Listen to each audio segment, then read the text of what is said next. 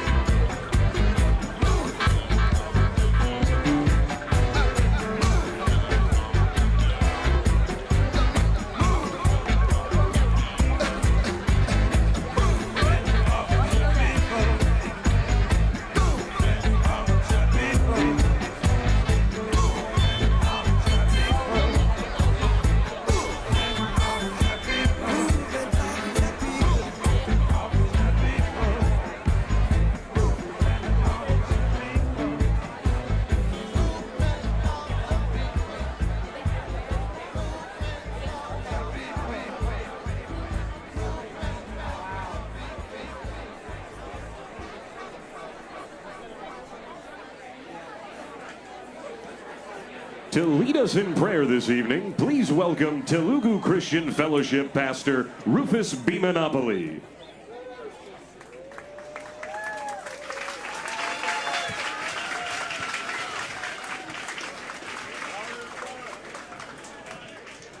Good evening, everyone. I said good evening.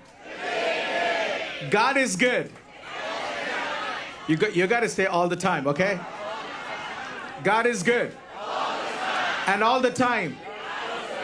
See, I do not know what Bible you carry, but the Bible that I carry is the words beginning with, "In the beginning, God." Everything that has begun with God, there is no failure in it. And this evening, I represent the faith community. My name is Pastor Rufus Bhimanapalli. And we have an Indian church. I would like to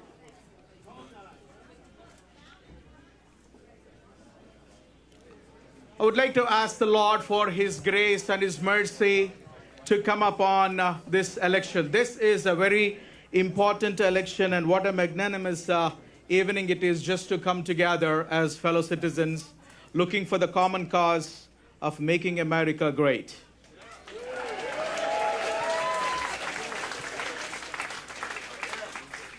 When I pray, I close my eyes and I bow down and look unto the Creator. Almighty God, we lift up before you today your servant, Winsome Earle-Sears. Thank you for shaping her life with purpose, perseverance, and unshakable faith. Just as your word says in Daniel 11:32, the people who know their God will display strength and take action. So we bless Winsome as a woman of bold action and deep conviction, the one who knows a God and walks in His power. You brought her from Jamaica as a child, raised her in bronze, and led her through the U.S. Marine Corps, the Virginia House of Delegates, and now into a historic place of leadership. Her journey is a testimony that we are God's masterpiece, created anew in Christ Jesus to do the good things you planned for us long ago. Lord, we thank you for her voice, clear, courageous, and uncompromising. To stop being a Christian whim, she has called the church to rise in fearless faith. Through how sweet it is, she has proclaimed the beauty of the American dream and your sovereign hand in every opportunity. Now we ask you to anoint her for this next assignment for such a time as this. Grant her divine wisdom beyond her years. Let her lead not by fear or flattery, but by faith and fortitude. Surround her with godly counsel, protect her family, and silence every tongue that rises against her in judgment. Let her leadership reflect justice, compassion, and the strength of Christ. We declare your blessing over her candidacy and campaign. May she be a beacon of light in this hour, uniting people of Virginia and all over the world through her truth, hope, and courage. Let righteousness and revival flow through her leadership, for we ask all of these things in the matchless name and the highest name above all, your Son, Jesus Christ. And all the people said, Amen.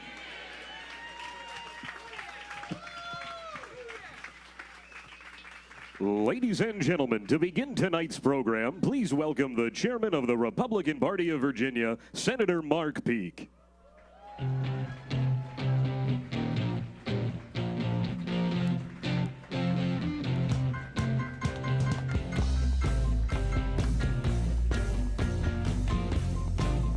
Thank you. Thank you, Pastor Rufus, for that beautiful prayer. Good evening, everyone. Welcome to the Vienna Volunteer Fire Department. Thank you to them for putting this crowd together. I cannot think of a better night to be a Republican in the great Commonwealth of Virginia.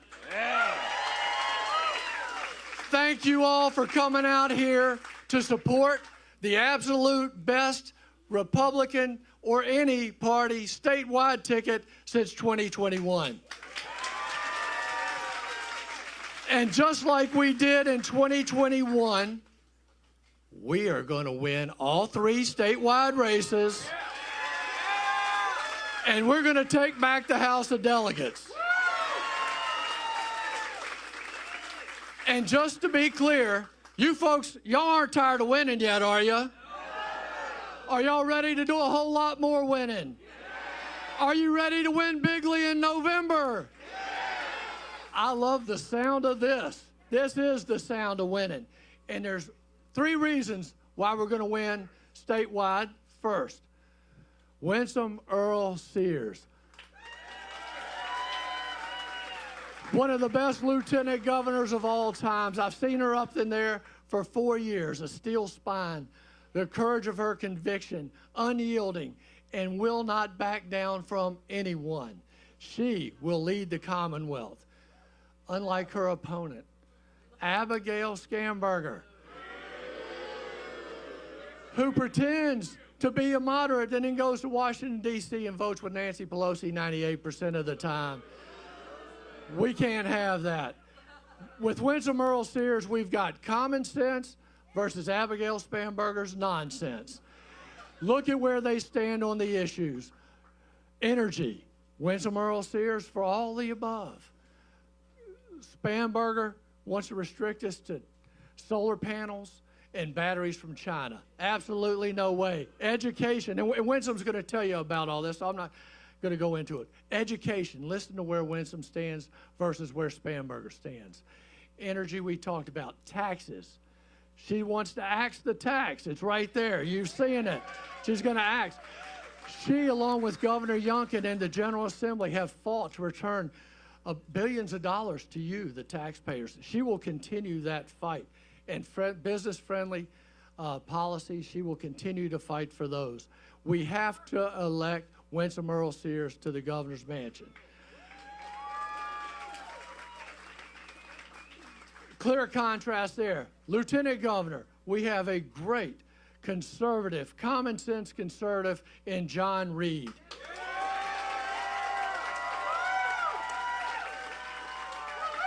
He's spent the past 20 years advocating our conservative principles with great clarity and a great voice, a voice made for radio, as my wife says, but a face made for TV. I have watched his opponent, Ghazala Hashmi, for the past 6 years in the state Senate. She's been the chair of the education. She fights for boys to play girls' sports. Every time she's voted against my bill to keep boys from playing girls' sports, she fights our bills to prevent doctors from removing healthy body parts or giving drugs to alter juveniles' bodies irreparably. She fights that, and she fights to put every LGBTQIAP policy in our public schools. John Reid will fight it tooth and nail. He will fight for our conservative values. And it is imperative that we return the country's best Attorney General, Jason Miyares, back to the Attorney General's office. And Jason's fought the pharmaceuticals. He's fought the liberal Democrats. He's fought Ralph Northam's horrible parole board to put criminals in place. Jay Jones, quitting Jay Jones. When the going gets tough, Jay Jones quits. He got the nomination. He was elected to the House of Delegates, but when Governor Youngkin led our sweep in 2021 and we took back the House of Delegates, rather than go into the House and be in the minority, Jay Jones quit, which was good for everybody that he quit, because when he was there in 2020 and 2021, he voted for every pro-criminal bill that they proposed in the wake of the George Floyd revolution. So we're going to send Jason Miyares back to the Attorney General's office. We have a great Republican ticket They are all here tonight. Thank you all for coming out to support our entire ticket. We've got a great lineup of speakers. Let's win in November. One more thing. I recently was elected to the Republican chair. I went into our offices and I was looking around. I went back and I saw the utility closet, and there was this old broom in there. I pulled that thing out, and then I called Rich Anderson. What's this for? He said, this is the broom we used to sweep the 3 statewide offices back in 2021. And this is the same broom we used to sweep the Republicans back in control in the House of Delegates. And I took a look at that thing. I said, daggone, this thing looks older than me. It looks more worn out than me. But I took a look at it. We looked at it. We said, I think that broom's got one more sweep left in it for these statewide offices. Thank you. Go support our ticket. Thank you very much. Ladies and gentlemen, please welcome the 74th governor of the great Commonwealth of Virginia, Governor Glenn Youngkin.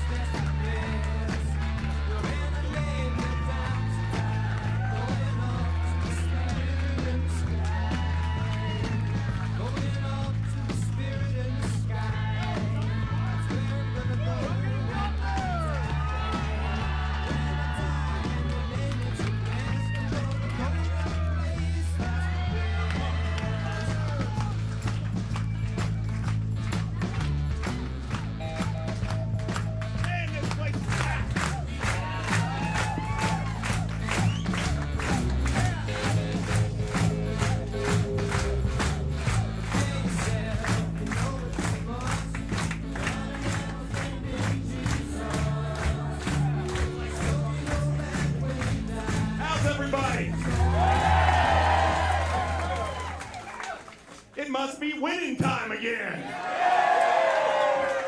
God, look at all of you. Thanks for coming out. Thanks for coming out so we can get ready to do what we know how to do in the Commonwealth of Virginia, which is win. Are you ready to sweep? Are you ready to win back the majority in our House? And how about this? Are you ready to win the 11th congressional district and send somebody to Congress?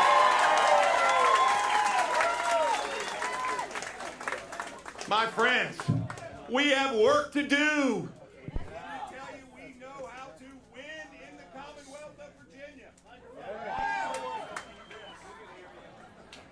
Listen, my wife tells me all the time, you don't need a microphone. Yes, you do. Listen, we know how to win in the Commonwealth of Virginia. We've demonstrated it, and we're going to do it all over again in November.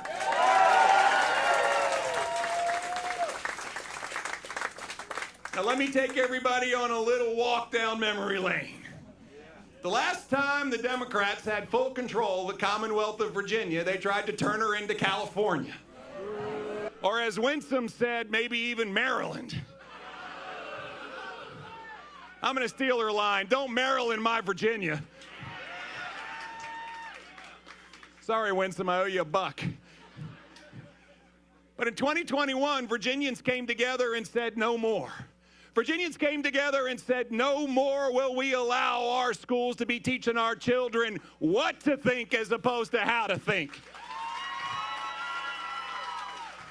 Virginians came together and said, no more are we going to put criminals in front of victims. Virginians came together and said, no more are we going to allow you to tax and spend us to death. Virginians came together and said, no more are we going to see more Virginians move away than move to the Commonwealth of Virginia from the other 49 states. Virginians said, no more. And let me tell you, folks, we were in a dire circumstance. Bottom third in the country in job growth. 46 in the country in getting our schools open. A 20-year high in murder rate in the Commonwealth of Virginia. And I tell you, folks, 10 straight years of people moving away to the other 49 states faster than they were moving here to our great Commonwealth of Virginia. The Commonwealth of Virginia, the crucible of democracy. I tell everybody, hey, we're getting ready to celebrate our 250th anniversary of this great country, America.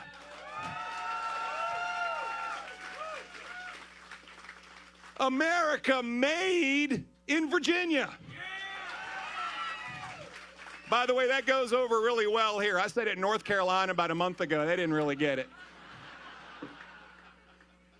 But what we said in 2021 is no more. We are going to be the very best place to live and to work and to raise a family. And we came together and did something amazing. Thank you for hiring the best Attorney General in the entire country, Jason Miyares.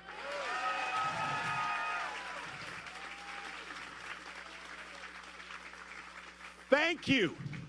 Thank you for hiring the best Lieutenant Governor in America, and Winsome Earle-Sears, who's going to be our next governor.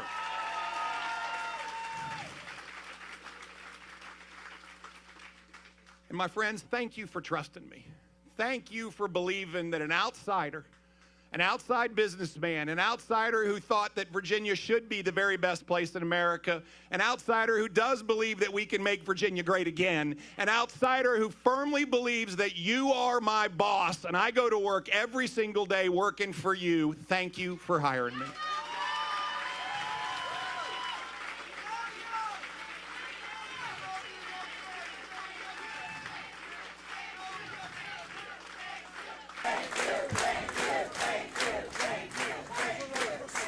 And let me tell you, common sense works. Common sense thrives. And Virginia today is the very best place to live and work and raise a family. And let me tell you, it's the very best place to live.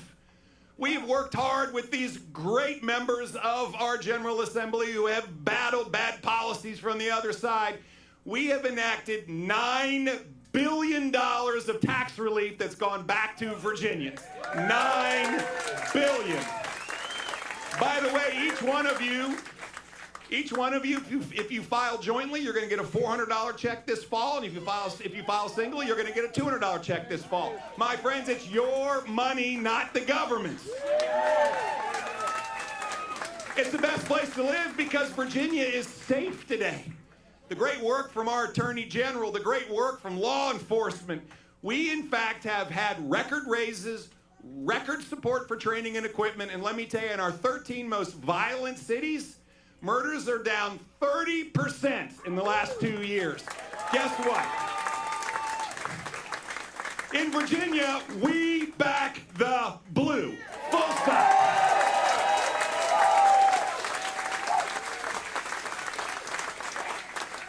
Virginia's the best place to work by far. We're the #1 state in America for business, not because some survey said we are, because we are. Just last week, we crossed over $120 billion in investment commitments from businesses that are here and growing or ones that are coming. That is more than the last 2 administrations combined over 4 years.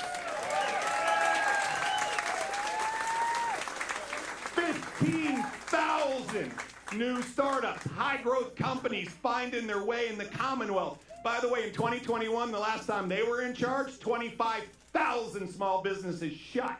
We're opening them back up. We have deregulated. On day one, I signed an executive order. We're going to cut regulations by 25%. Everybody said, why 25%? And I said, well, it's more than 15. We're going to cut them by 25%. Just last month, we racketed through 25%. We have cut 80,000 regulations in Virginia, saving you $1.2 billion a year. And what happens when you have lots of business growth? You have lots of jobs. Virginia's got jobs. 270,000 more people working today than just 3.5 years ago. Record job growth. And we have 200,000 jobs that are open, ready to be filled. 200,000 open jobs. My friends, you want opportunity? Come to Virginia. You want opportunity? Join this crowd. You want opportunity? Vote for Winsome Earle-Sears to be our next governor.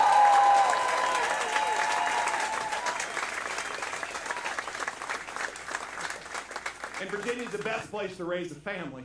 Why? Because, one, we love families. We understand who's in charge. Parents are in charge of their children's lives.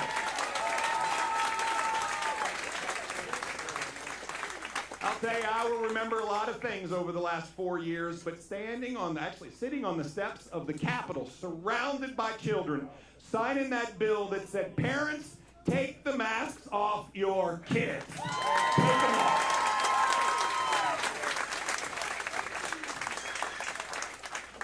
We signed a bill that said, parents, you don't like that sexually explicit material in your kid's school, you get it out because you're in charge of your kid's life. Let me tell you, friends, the Supreme Court just ruled on Friday nationally on that same issue. Parents, you decide what's best for your children, and none of us want to co-parent with the government. Nobody. Nobody. The very best place to live and work and raise a family, but my friends, elections have consequences. They have consequences, and let me tell you, losing is not an option. Because everything that we've accomplished, everything that we see Virginia leading and winning on all fronts today is at risk. We have to win. And the bottom line is we know how to win, but let me tell you what's at stake. The last 2 sessions, they started calling me Veto Corleone. 437 bills I vetoed over the last 4 years.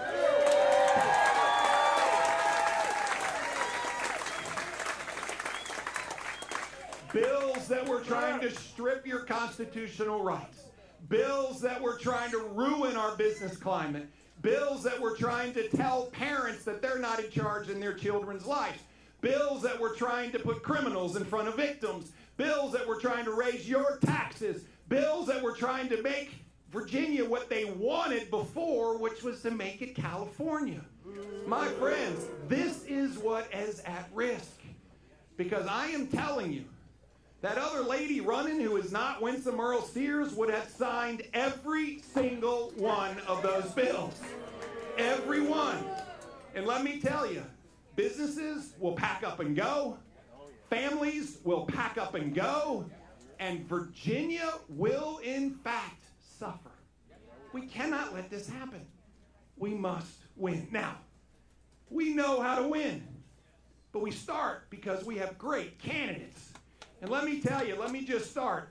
And our chairman, our great chairman, Mark Peake, just took us through the comparison. But let me help you understand. First of all, this lieutenant governor candidate they nominated absolutely was the only person, actually one of 2 people in the General Assembly, that voted against bills to combat anti-Semitism. She voted against including it in the hate crime bills. She's voted against empowering parents in their children's lives. She does not believe that you're in charge of your child's life. That's where she starts, and it only gets worse from there. And that's why John Reid has to be elected our lieutenant governor.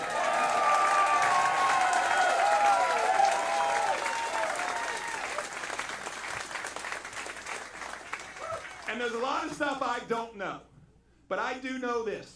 When there is a 50-50 tie in that, or 20-20 tie, 50% tie in that Senate, John Reid is going to sign bills the right way and say no when they're the wrong bills. He will stand up for our values.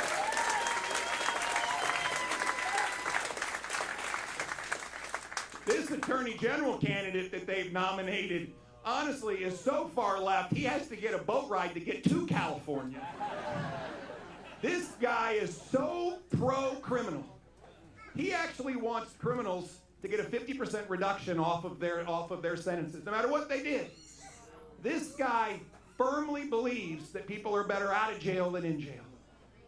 This is what we're up against. And by the way, you'll hear it from the Attorney General in a minute. This guy's never really been a prosecutor. He's not really qualified for this. And yet we have the best Attorney General in the nation in Jason Miyares. I got lots of stories because I get sued a lot. And Jason is the people's lawyer, but he's also the governor's lawyer. And he wins, he wins, he wins. Let me tell you two quick stories. Last summer, we celebrated Independence Day. Not Independence Day on July 4th, but Independence Day when Jason Miyares said to all of you, you choose what car you drive because we will no longer have an EV mandate in the Commonwealth of Virginia. Listen, if you want to drive an electric vehicle, go for it. Just don't go far. Go for it. That's your choice, not government's. And then I'll tell you, last fall, I signed an executive order to make sure we had the cleanest, fairest, safest elections in America, and that's what we've got. That's what we've got. And we found at the end about 9,000 people who said, I'm not a citizen, but I'm on the voter roll. And we took them off the voter rolls in the last 6 weeks.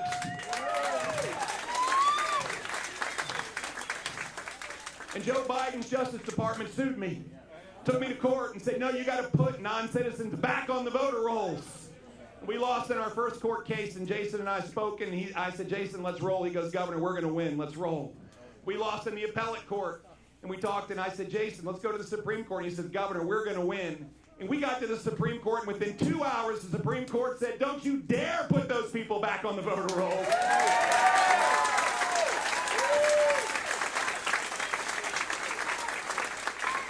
We have the best Attorney General in America, and we have to re-elect Jason Miyares as our Attorney General in the Commonwealth of Virginia. And finally, my friends, this moderate who pretends is as liberal as they come. She is part of the cabal that enabled the Biden-Harris administration to drag America to a place that literally she was on the brink. An open border. An open border. Boys and girls sports. She enabled the cover-up of Joe Biden's challenges and inability to actually govern. And if you watch it, you will see Abigail Spanberger standing there with Joe Biden, cheering him on. You got it, Mr. President. Everybody knew. And she was part of it. She was part of it. My friends, we have to win. She voted with Nancy Pelosi all the time. She supported Joe Biden and Kamala Harris's every bill. And my friends, we will not allow Virginia to be led by someone who reminds me very much of our mayoral candidate for the Democrats in New York. That is what we've got. And yet we have a winner. We have a Marine. Do I need to say anything else? We have a Marine who knows how to fight, who understands what America is about, because she understands that everything that she values today, everything she thanks an almighty God for, came from this country. Winsome Sears loves America. She's a small business owner. She knows what it means to sign the front of the check, not the back of it all the time. She understands what it means to make payroll. She understands that the boss goes without sometimes while she makes sure her employees go with. This woman knows what it means to lead and to serve. And that's why I know who our 75th governor of the Commonwealth of Virginia is going to be, Winsome Earle-Sears.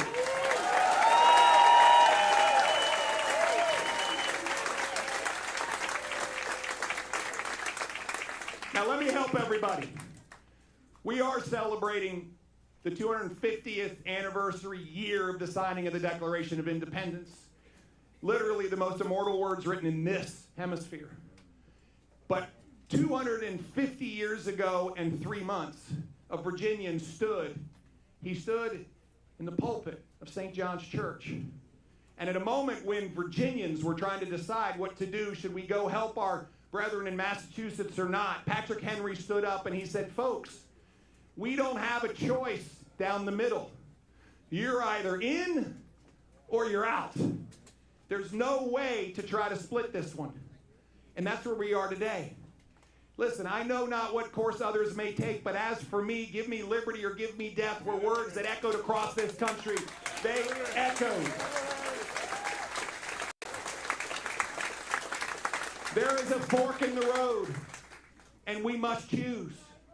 And we must choose right. We must choose light.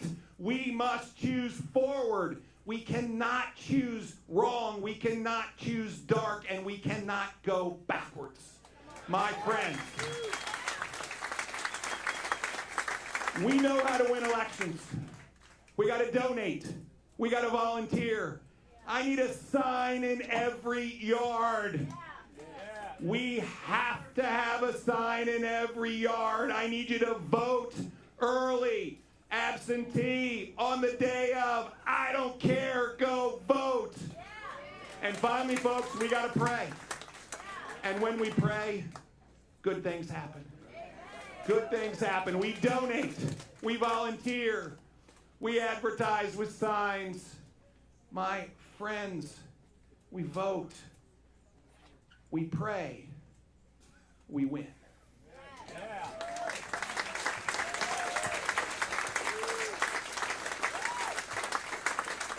Elections have consequences. And the consequences will be determined by how hard we work between now and November 5th. And let me tell you, my friends, when I look at people around this room, I know we can win. I know we must win. And I know we will win. My friends, it's time to sweep. It is time to win, and it is time to accelerate Virginia to even greater heights. God bless you. God bless the Commonwealth of Virginia. And God bless our ticket.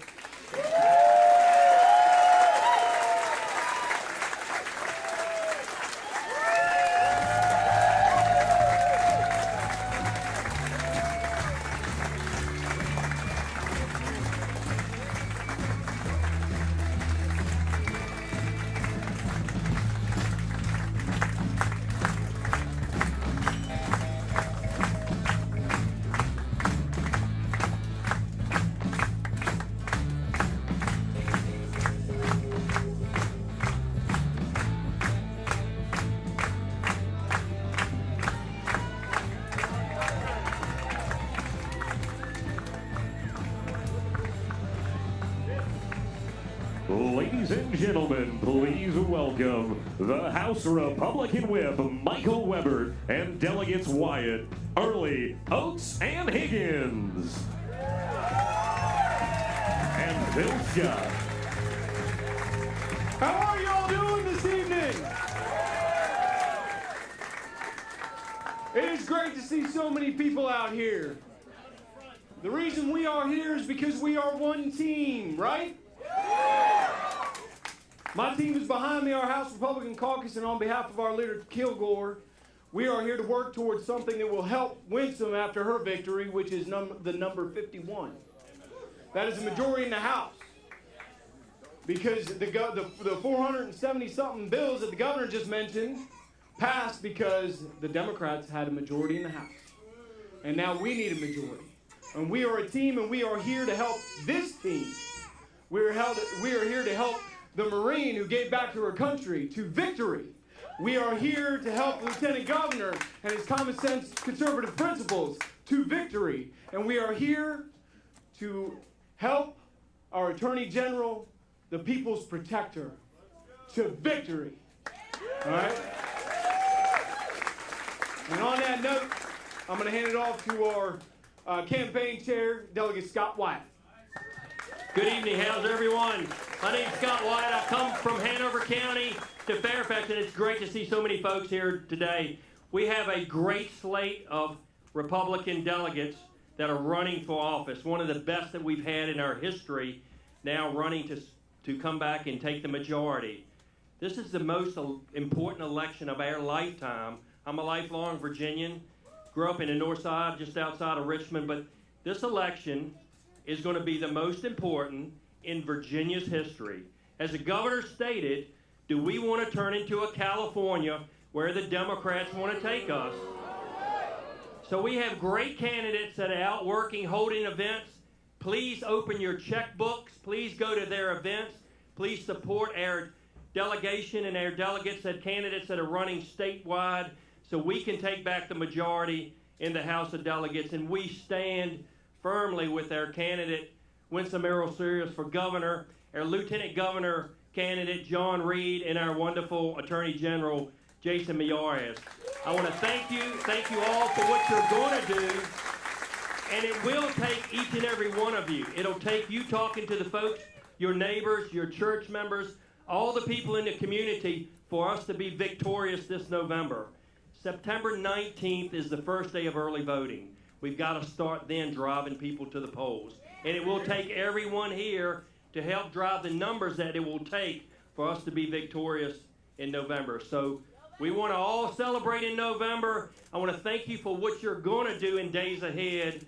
And I want to turn it over right now to my colleague from Chesterfield County, Delegate Mark Early. All right, who's ready to win?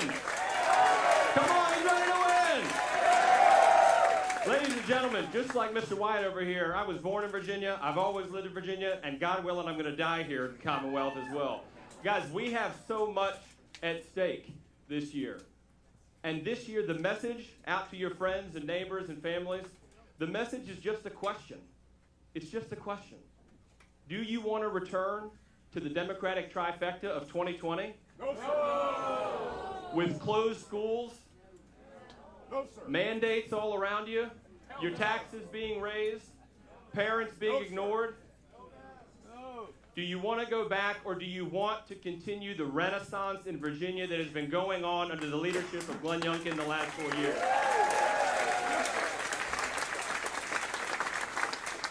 It's real simple, folks. Who's tired of paying the car tax? That's only going to happen one way. The choice is either bureaucrats running your kids' education or handing it off to parents like you and put you in charge of your kids and your kids' education. It's a question of whether or not you're going to be told what kind of car to buy or you're going to have the freedom to choose.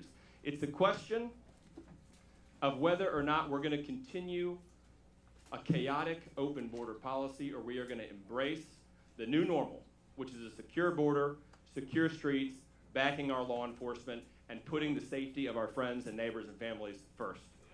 Yeah. So here's the deal. You've heard it before, you're going to hear it again. We are only as strong as each one of you out there. We are going to fight day in, day out, tooth and nail for each of you, but this is a team sport. We need you. We need you in your communities, in your neighborhoods, in your churches, in your schools. Get the message out and tell them, just like I said, it's just a question. It's real simple. But we have got to get Winsome Earle-Sears in the governor's mansion. We have got to get John Reid as president of the Senate so he can break those tie votes. And we have got to keep Jason Miyares in the Attorney General's office. Thank you all. God bless you. Let's do it together. I'm going to pass it off to one of the best delegates in the House representing the western part of Loudoun, Delegate Higgins. Thank you. As Delegate Early says, it really is very simple. We have a great ticket, we have great issues, we have a great cause, and if we come out and we work together like we did in 2021, we will win.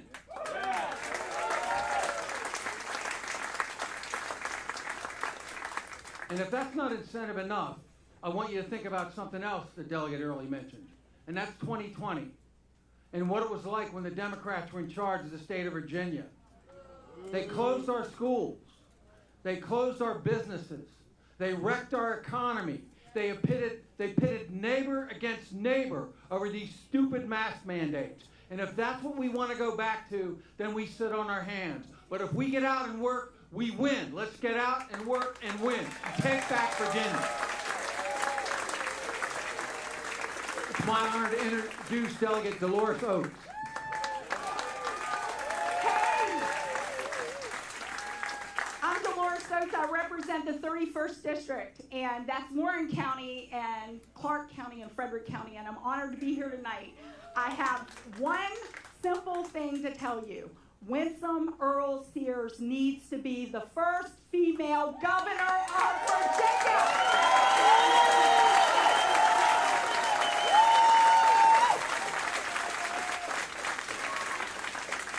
And one more thing, she will protect us mothers from being called birthing persons.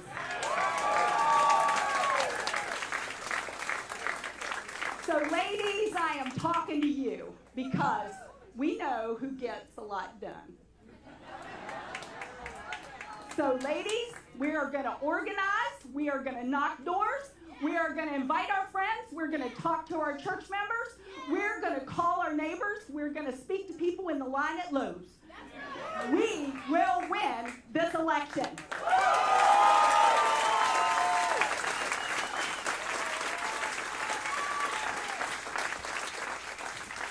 And I am so honored to introduce Delegate Phil Scott, my colleague in the House of Delegates. Thank you, Dolores. What can I say that hasn't already been said? So many great things have been said. And I'll say this. When I get up in the morning and I think about what God has called me to do to represent my district of the 63rd District House Delegates, District Pennsylvania and Orange, I think about my family. Here they are. Okay? You'll notice something there. I'm the only guy. Got a wife and 5 beautiful daughters. That's why I get up and that's why I fight. That's why I get up and that's why I drive from Spotsylvania all the way up here to encourage you to get out and get your neighbors voting.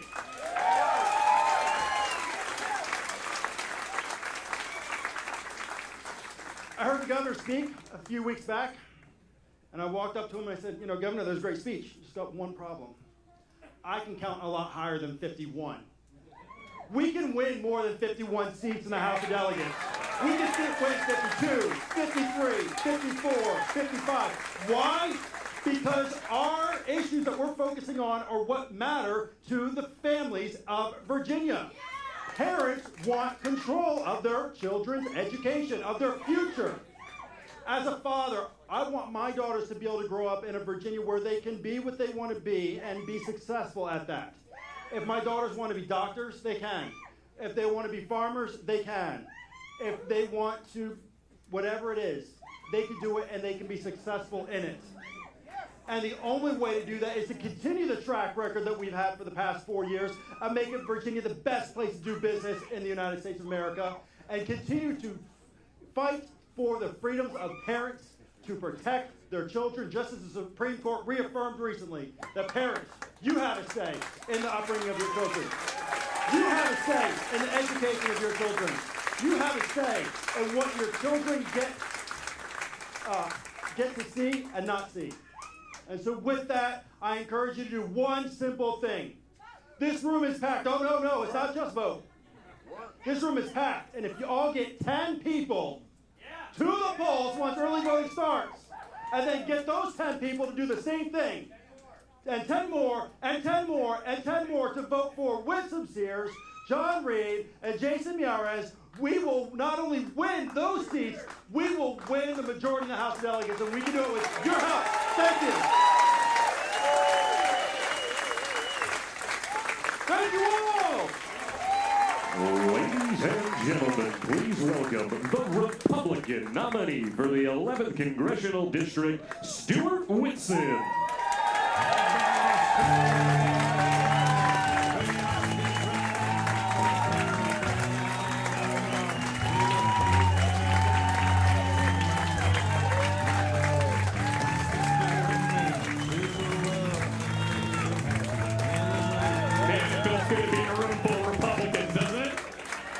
It feels good. All right, so thank you so much for coming out to support all our candidates tonight. My name is Stewart Whitson, and I'm running for Congress in the 11th District. Friends, for 4 long years, the Democrats have waged war on our country and our children. Through a wave of reckless spending, destructive DEI policy, and a wide-open border, the Democrats destroyed our economy.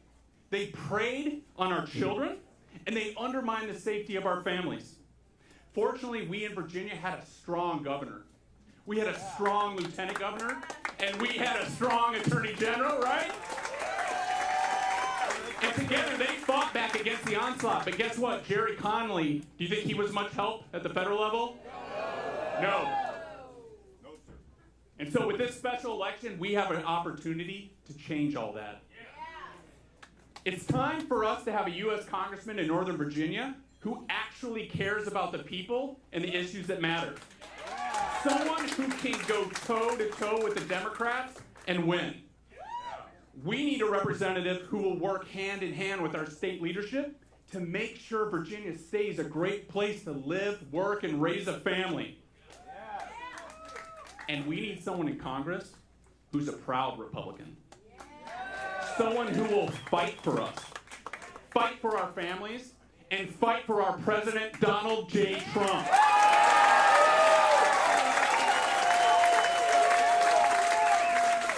That's why I'm running for Congress. I am a battle-tested, America First, conservative Republican who can not only win this race, but I can hit the ground running on day one and help President Trump advance the America First agenda in Congress. That's what I'm going to do. From leading combat missions in Iraq, to stopping threats as an FBI special agent, to fighting government waste as a conservative policy expert, I've spent my entire career fighting for America and demanding accountability. With years of experience fighting in the trenches, I know how to get things done on Capitol Hill.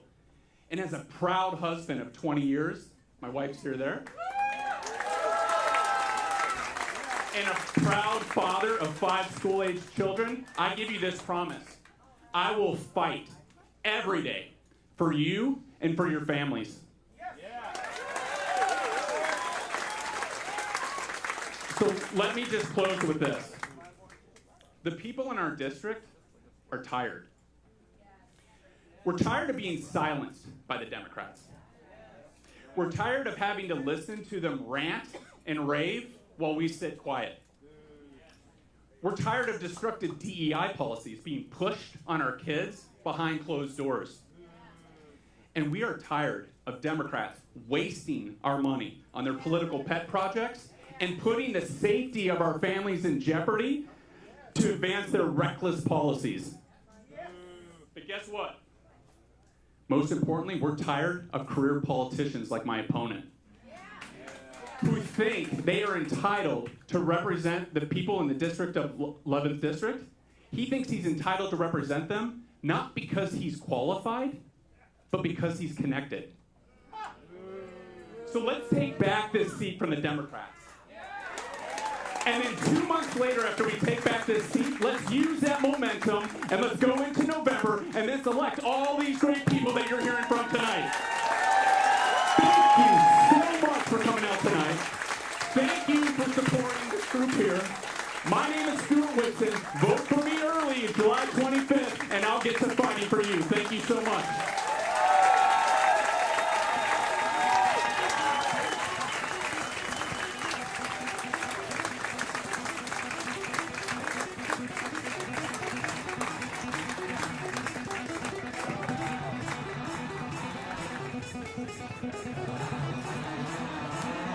Ladies and gentlemen, please welcome our next Lieutenant Governor, John Reid.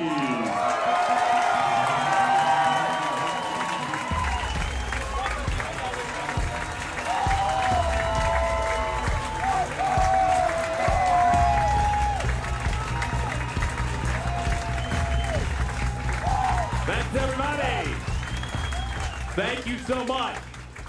Boy, this is great. I said it was a big crowd, and I can feel the heat. Good thing we're in the fire department here.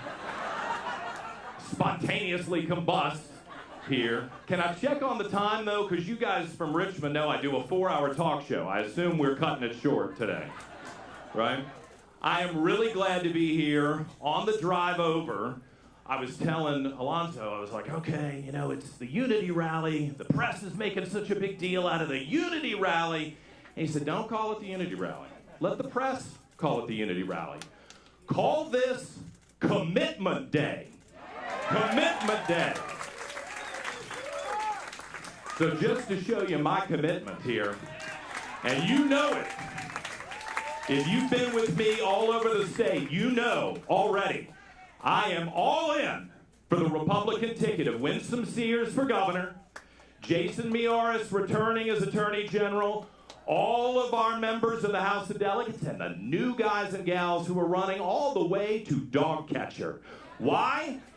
Because the Republicans have the right policies to save the state of Virginia. So join me in making this commitment day. I was going to throw this out there, but these things are expensive, so hold on. Listen, I'm so excited to be here. For those of you who are from Northern Virginia, just remember, I rented a room in Alexandria for a long time. I get what you're up against up here in Northern Virginia. And for those of you who've driven up from Richmond and from Central Virginia, you already know me, and I'm thankful for that. But let me just start by telling you a bit about who I am. I'm one of you. I'm a Republican. I'm a conservative. 40 years plus, I've been working for our party. I'm the guy, like you probably, who takes time to volunteer for charities to make my community better. I'm the guy, like you, who gets up early on Election Day, opens the polls at 6 a.m., and is still there at 7 p.m. to close the polls. Because that's how committed we have to be to win. I'm the guy, like you in this room, who is with you on the great nights when we win, and the next day on the disappointing nights when we lose. I'm with you, no matter what happens going forward. I'm the guy who's knocked doors in Old Town Alexandria. Now that ain't a nice assignment, you know? But that's what you gotta do to win over new voters, and that's what I've been doing.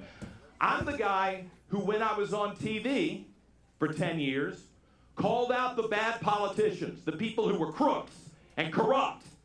That's what I was doing. That's me. I'm the guy, when I went to go work for George Allen in the Senate, who walked into a lot of rooms and stood up for Virginians and your best interests. That's who I am. That's what I'm going to do again at the Capitol in Richmond.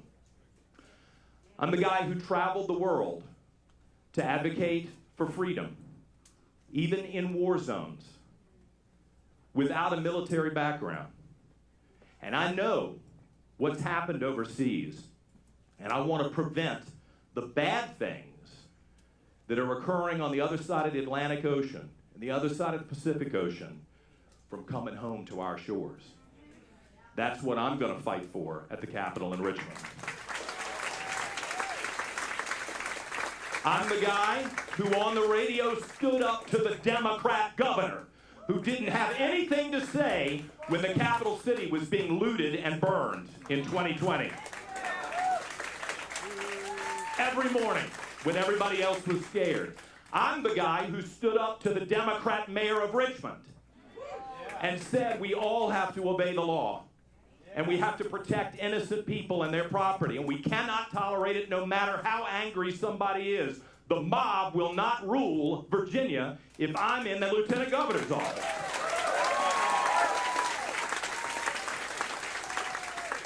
I'm the guy long before it became popular who stood up for women and girls and said we need to protect girls' sports and women's private spaces. And that the truth, the biological truth, no offense to anybody, not trying to hurt anybody's feelings, biological truth still has to matter when we're making public policy. I'm the guy who's going to stand up for that at the state capitol. I'm also the guy who has stood up for people of faith, who have said that people of faith have every right to organize their places of worship as they see fit. You don't have to ask for my permission. You don't have to ask for your neighbor's permission. And you sure don't have to go to the government and beg for permission to organize your church as you see fit and to preach what you want to preach. And you have my commitment. I will stand up for your rights too.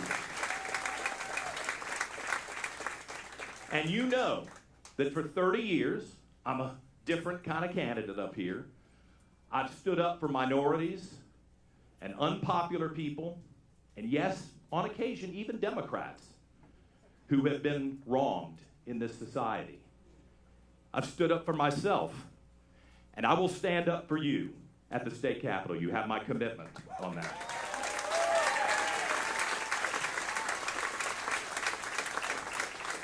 I love everybody who's spoken today. I'm on board with all of you.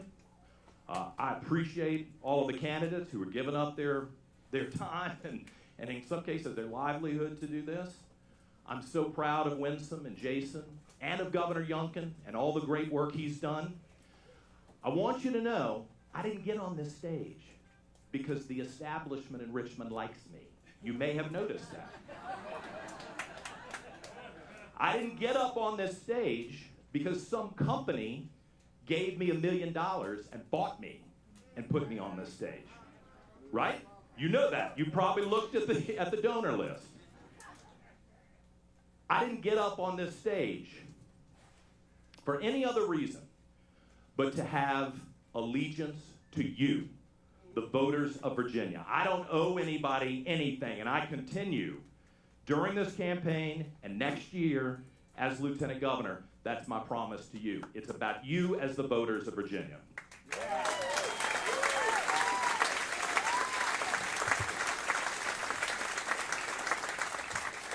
So on this commitment day, let me tell you what we're going to do. Together, we're going to save your right to work so you don't have to join a union. We're going to figure out a plan by getting reasonable people in the room together to save Grandma and Grandpa's house so they don't lose it to taxes that keep going up. I think that's important. We're going to save our public schools, and at the same time, we're going to offer opportunities for parents to choose where their kids go to school and what their kids are taught. Republicans know this. They're your kids, not the government's kids. We're going to finally get rid of the car tax, finally. And I don't know if you've noticed, the gas tax, Democrats wouldn't give you a break on that even during COVID, when the people that they claim to care so much about still had to get in their trucks and drive to unclog the toilets and fix the roofs and the air conditioners. The rest of us were sitting at home in our underwear working remotely. But working class people in Virginia didn't get a break from the Democrats. We're going to stop that too. We're going to stop the increase on the tax that hits the working people, the car tax. We're going to save together Virginia from the radical Democrat Party that's taken over here in Virginia. And I also want to tell you something else.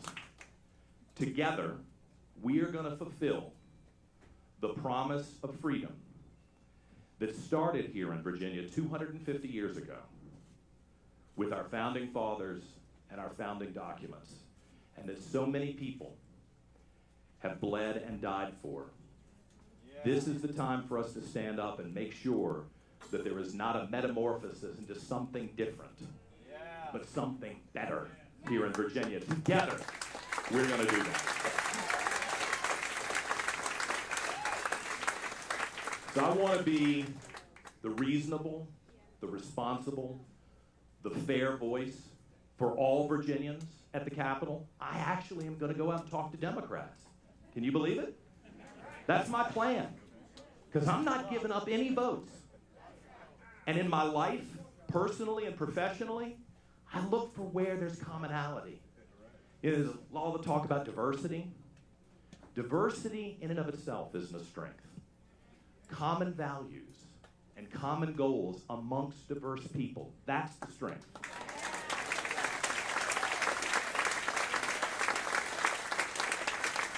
That's why you have this ticket in the Republican Party of Virginia, and that's why we're going to win this fall.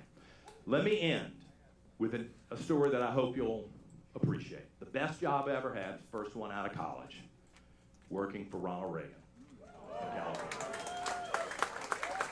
I was 22 years old. I was was so excited every day. I was like my political hero. I get to go see him. And every night, I would go from the office in Century City in California, and I would go to the Reagan's house. And I'd bring a big box full of stuff for the president to go over, and a big box full of stuff for Mrs. Reagan to review. And one day I got there, and the president opened the door himself. I was like, oh, Mr. President.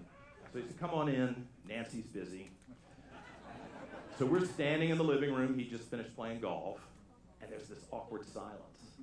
And I'm thinking, man, I got to come up with something smart to say, you know? So I look at the TV, and on the TV are race riots in Los Angeles. And I said, wow, that's awful. That was the smartest thing I could think of to say. Figured we'd all agree on that. But what he said next has stayed with me all these years, and it comes back to me often. He said, John, don't worry about that. That's always going to be there. There are always going to be people in a free society who want to tear things down. There are always people in a society who hate you, who hate the neighbor, who hate the system, hate the man. It's always going to be like that. The trick in life is to surround yourself with people who want to build.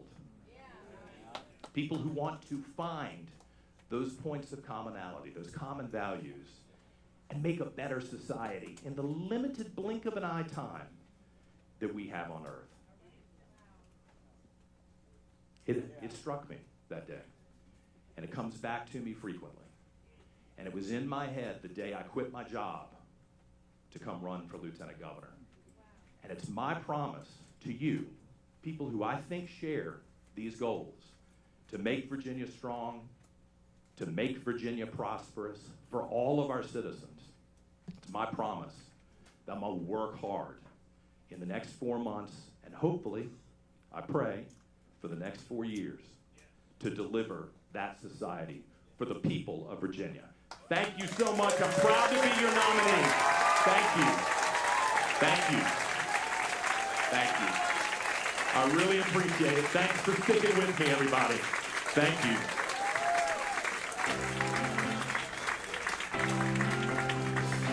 Ladies and gentlemen, please welcome our Attorney General, Jason Miyares.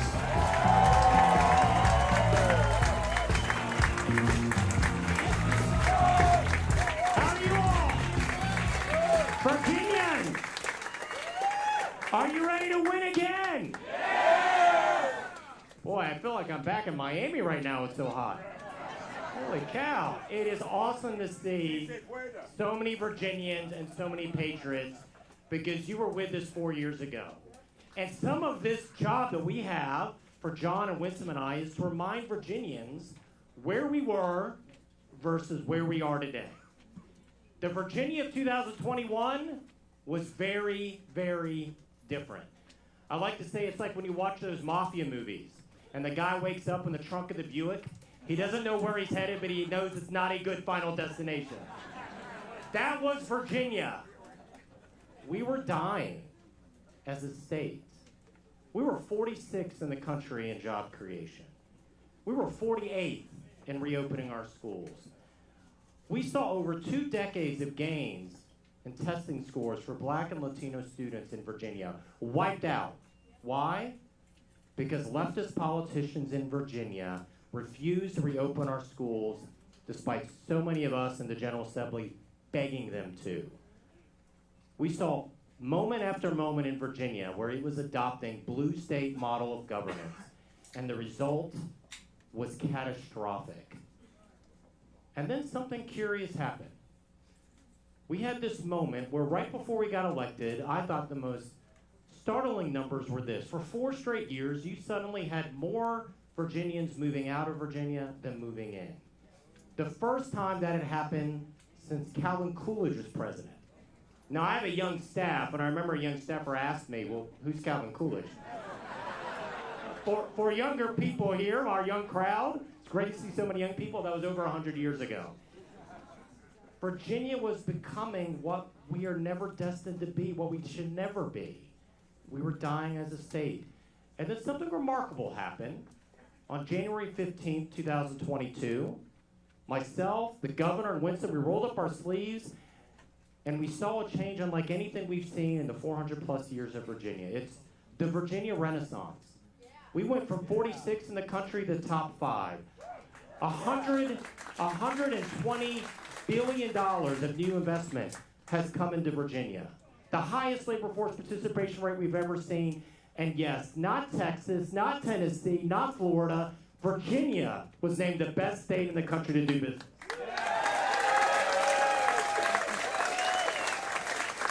So leadership matters. Who we elevate in leadership matters. And listen, I was reminded of this last year, and my friend John Reid noted he got to work for President Reagan. I never met him, but he is my hero. And last year I got a chance to go speak at the Reagan Ranch. And I had been to California a while, and I fly out, and I land in LAX, and folks, it was startling.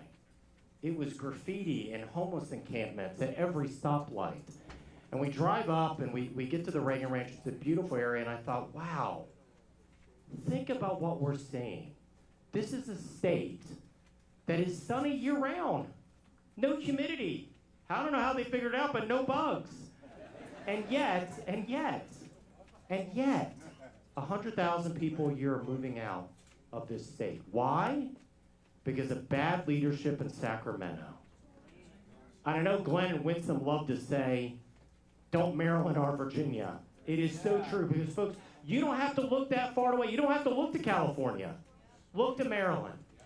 You had Larry Hogan, a Republican governor. He left office in 2022 with a state that had some tax relief for its citizens, a state that has a budget surplus, and just in the time that he's left, with complete Democratic control in Maryland, right next to us, what do you have? They pass another tax increase to cover another budget deficit. And so Maryland is now, after New York and after California, Maryland, our neighbors right to the north of us, is the 3rd highest tax state in the country. Is that what we want in Virginia? No! Is that what we want in Virginia? No! Exactly. But what we have is Virginia turned around with this Virginia Renaissance from a state that was dying to a state that was thriving. And that's where we are today. And folks, I can't think of any greater contrast to where we were than today on public safety. I was joking with John, the Democrats had their primary, or as I call it, the woke Olympics. And their 2 gold medalists, by far, are the most left-wing candidates to ever run for statewide office. My opponent in the Attorney General's race is the most left-wing candidate to ever run for this office. He wants to be Virginia's top prosecutor, but he's never prosecuted a single case in his entire life. And so in Virginia, as Attorney General, you wear a lot of hats. I like to say we're the people's protector. My job is to protect you, your constitutional freedoms, your constitutional rights, and yes, for both criminal misconduct and corporate misconduct. And we take great pride in that, in the work we've done. But the Virginia of 2021, not only were we dying economically, we were dying literally. Our murder rate, when I took office, was at a 20-year high. Our addiction death rate, when I took office, was at a 30-year high. And I did something where, with this governor's blessings right by my side, he says, we're going to talk to law enforcement. Instead of standing against them, we're going to stand with them. And I went around the state. Because candidly, I think one of the most important qualities of a leader is just to listen. And I listened to them. I listened to community leaders. And we launched something called Operation Ceasefire. We went after that small subset of repeat violent offenders. Roughly 5% of felons commit over 50% of the violent felonies. So if you want to lower violent crime, you go after those repeat violent offenders. And in some of these localities, you have some of these social justice prosecutors that don't want to do their jobs. So we took assistant AGs out of our office. We said, we're going to bring these cases in federal court if we need to. And in these targeted ceasefire cities, the murder rate dropped 66%. A 1/3 drop statewide in our murder rate. And listen, as I said, my job is not just to protect Virginians from criminal misconduct and from felons, but from corporate misconduct. And as I noted, Virginians were dying literally. Our addiction death rate was unlike anything we'd ever seen. And one of the proud moments I've had as Attorney General was to go after these pharmaceutical companies that came to Virginia about 20 plus years ago, and they treated us like we were a chemistry experiment. They went to the coal fields, Galax, Big Stone Gap, and they said, we have this great new wonder pill for you. It's great for work-related injuries, but you don't have anything to worry about. It's called OxyContin, but it's not addicting. Don't worry. And now we know that they knew. They were pushing one of the most addictive chemical substances known to man on Virginians. And so we said, no more. And we went after them. And we got some of the largest settlements in the history of Virginia. That money, over $1 billion, doesn't come to me, doesn't come to my office. It goes to you, Virginians, to get you back on your feet. And so, one of the proud moments we've had is this governor and I said, we're going to tackle the suppliers, and we're going to attack the supply and the demand. We went after the dealers. We had Operation Free. We got enough fentanyl to get off this street to kill every Virginian 5 times over. We got people back on the feet of addiction because America is founded on second chances. We want people to have that second chance to beat addiction. And so to stand with Governor Youngkin just 2 months ago at DEA National Headquarters to announce that Virginia is not top 20, we're not top 10, we're not top 5. We are the #1 state in the entire country in the drop of addiction deaths. #1.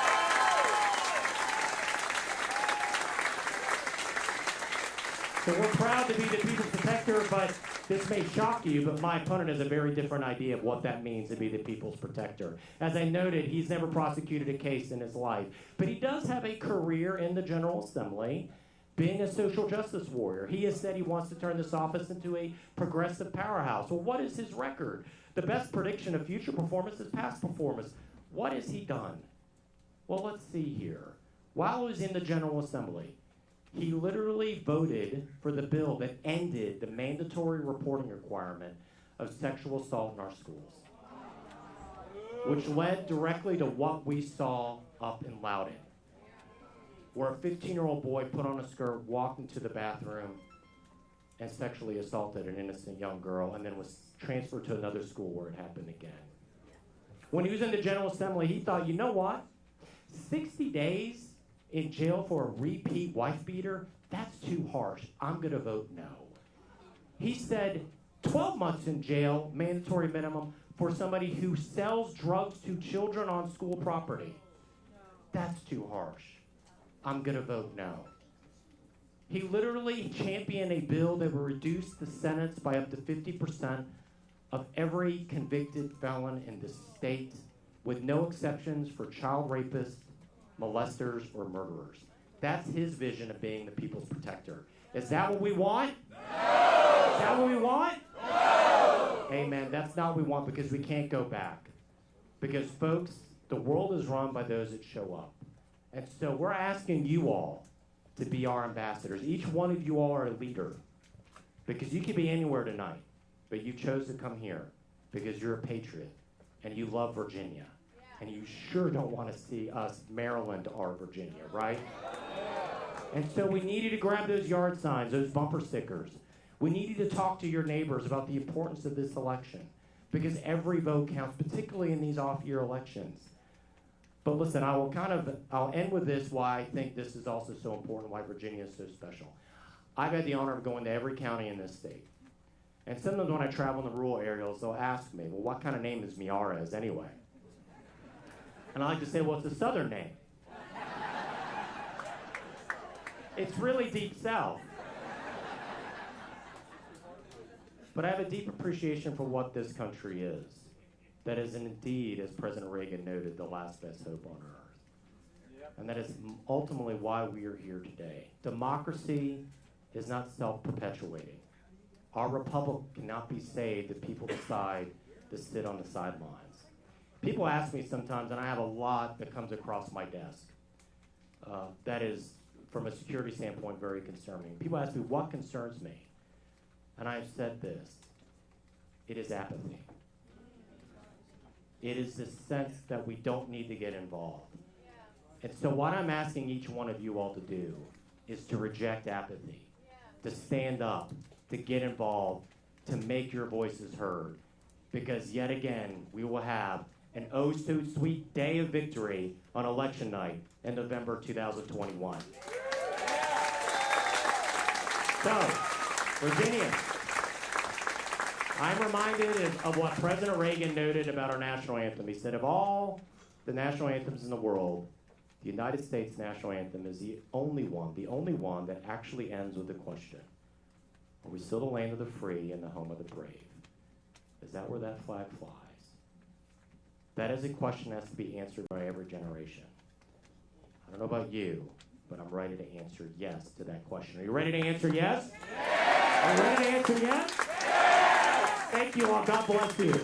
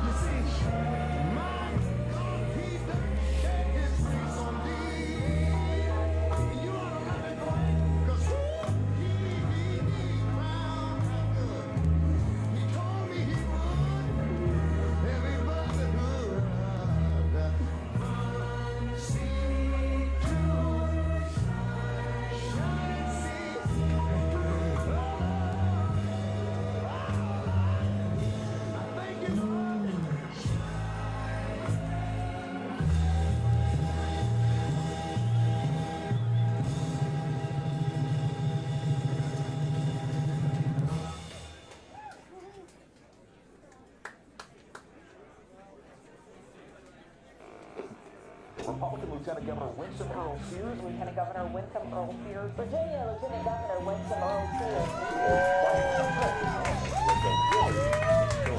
Born in Jamaica, moved to the U.S. at age 6.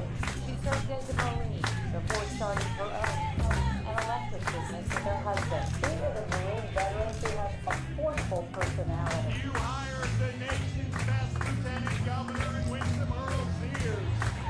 We're going to continue the successes of our administration with my election. When children look at me, they can say, well, Winsome is there. If she can do it, I can do it. Winning Virginia, my friends, is not just possible. It is necessary. Let's get to work. We want control.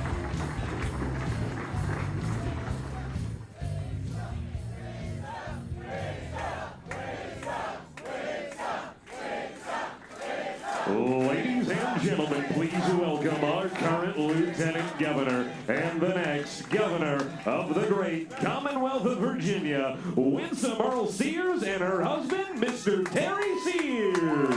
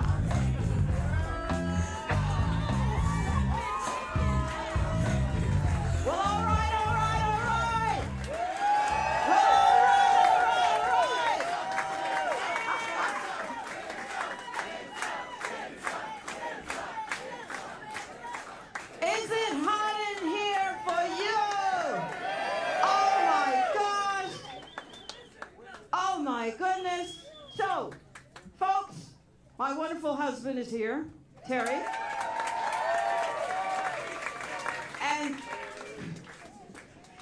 And we married for better or worse.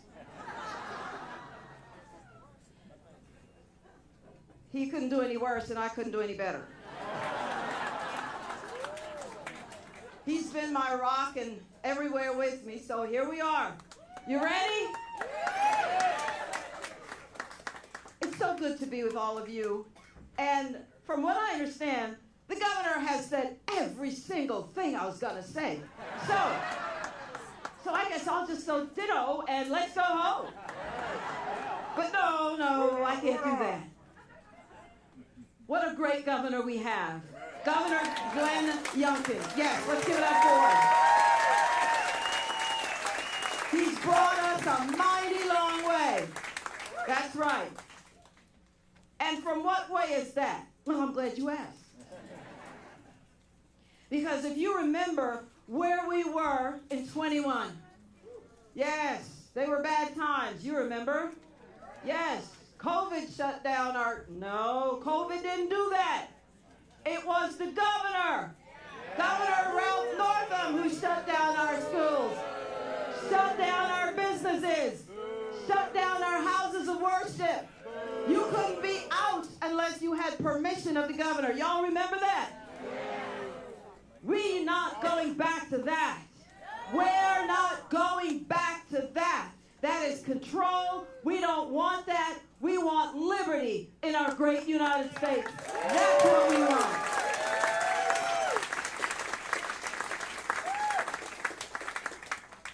And so thank you all for electing us.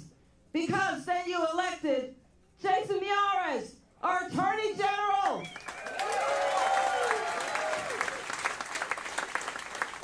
And he has taken cases all the way to the United States Supreme Court to make sure that the laws of Virginia are upheld, because laws matter.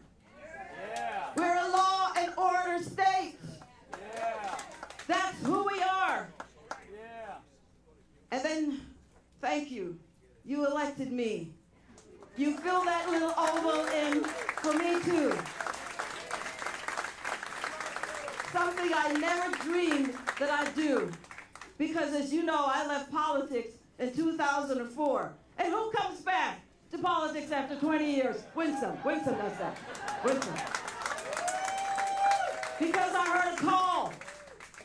And when I looked and I saw what the education system was, and you know I used to be vice president of the State Board of Education, and it's education that lifted my dad out of poverty when he came to America with only $1.75. I used to say, he was so poor, he was just poor. He couldn't afford the OR, so he was just poor. Yes, and he came, as you know, at the height of the Civil Rights Movement, 17 days before Dr. King gave his I Have a Dream speech.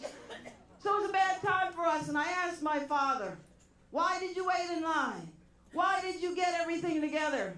Why did you do all that and beg to come into America? And he said, because this is where the jobs and the opportunities were. Where others saw obstacles, he saw opportunity. And that's why I tell whatever child I speak to, always look at things as hurdles. That means, what do you do with hurdles? You jump over them. They're not obstacles, because you only have one life, and it's got to count. And we can't afford to be saying we're victims, because we're not in this great, great America.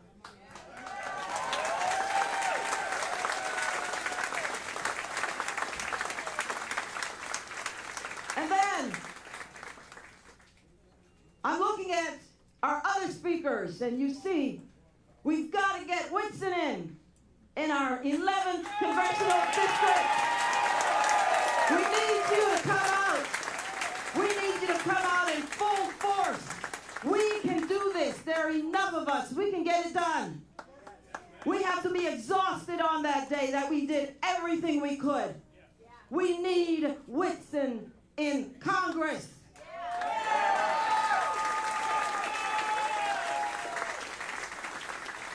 And then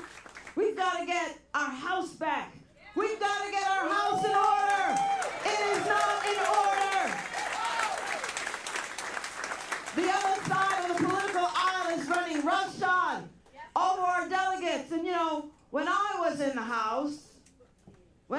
the House and Republicans had control, I tell you, we gave everybody an opportunity. We respected everybody's witnesses who came to speak for or against the bill. We reached across the aisle. We never did some of the things I'm seeing. We've got to respect each other. We have got to bring respect back. We need the House back.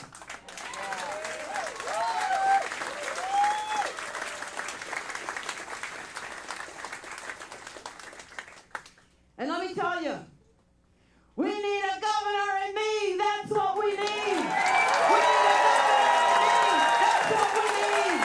We need a governor, a common sense governor. That's what we need. We need a governor who understands we're not going back. We haven't come this far to only go this far. You've heard. That's right. I love this guy over here. You heard the governor talk about $9 billion in your own money that we've given back to you. That's real money. That's going to jail money. My opponents will tax you. Will tax you. Will tax you. That money is coming right back to the government if she has her way. But you won't, because you're not going to elect her. You're not going to elect her. She's radical and she's reckless. We have put money into mental health, where we have so much that we're doing. Telehealth, we've expanded. Mobile mental units coming. We've opened mental crisis facilities so that the whole family doesn't have to be in an upheaval. We've given money to child care so that if anybody wants to come back into the job market, you heard we've created over 250,000 jobs. That's real jobs. $400 million. Again, that's real money. Into child care, so people can have careers and opportunities if they want to. We've created over 15,000 startups. Never existed. These businesses never existed. And that's what we do.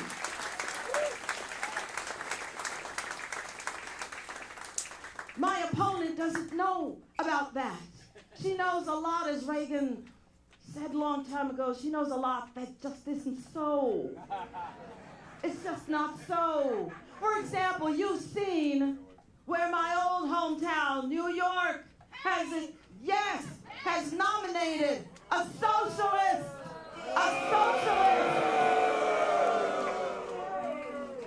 And make no mistake about it, the ideas that my opponent has are socialist in nature, because it's all about what government is going to do and to take your money to do it.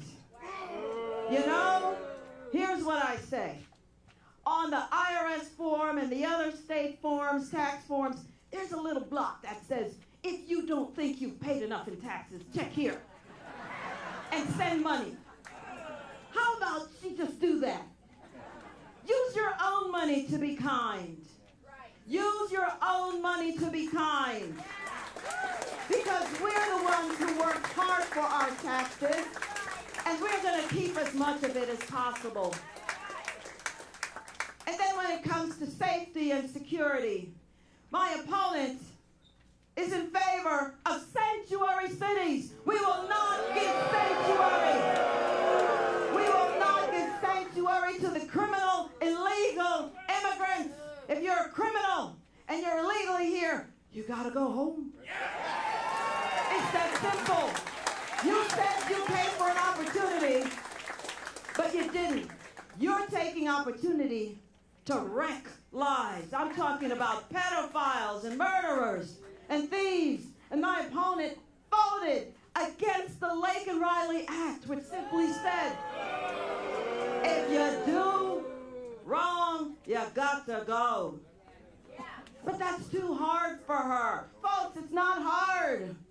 You know, when I came into office again, I made the same promise I did before, and it's the first thing.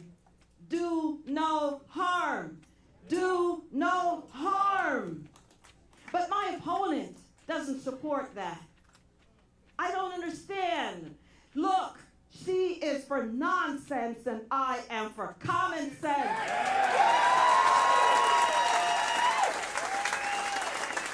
She wants to defund the police. She wants to defund the police and get rid of qualified immunity. And you know, here's the thing. There are bad apples in every profession. Bad doctors, bad lawyers, etc. So we just get rid of the bad apples and we run with the rest. Why? Because who's coming to get us when we call?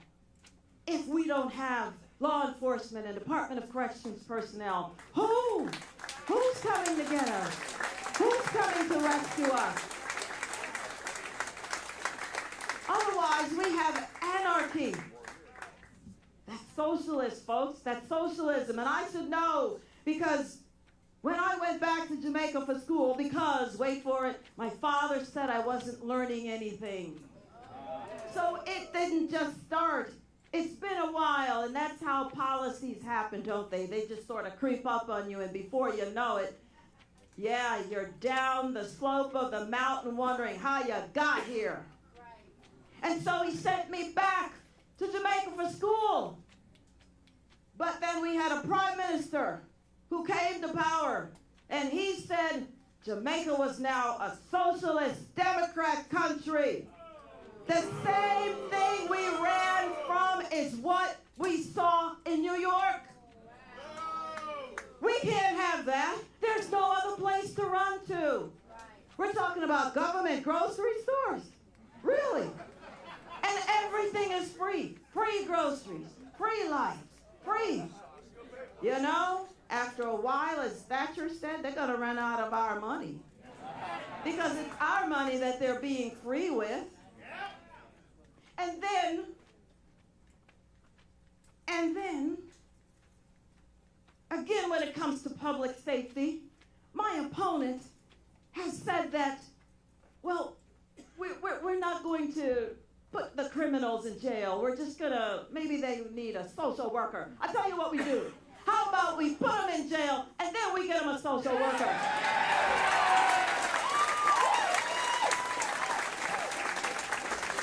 Because we need to be free. Our children need to be able to walk on the streets and we have safe communities. That's what this is about. Folks, this is not hard, but she is reckless and she is radical. That's who she is. We cannot have her. She is expensive. When it comes to education, education lifted my dad out of poverty, took so many jobs at one time, and used that money to put himself through school.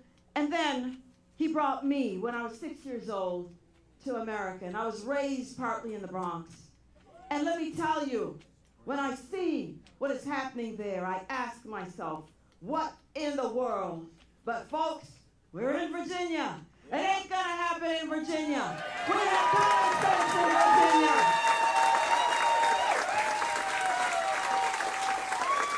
And so, her vision for Virginia is one type of schooling and one type only, unless you have the money, and that's public school.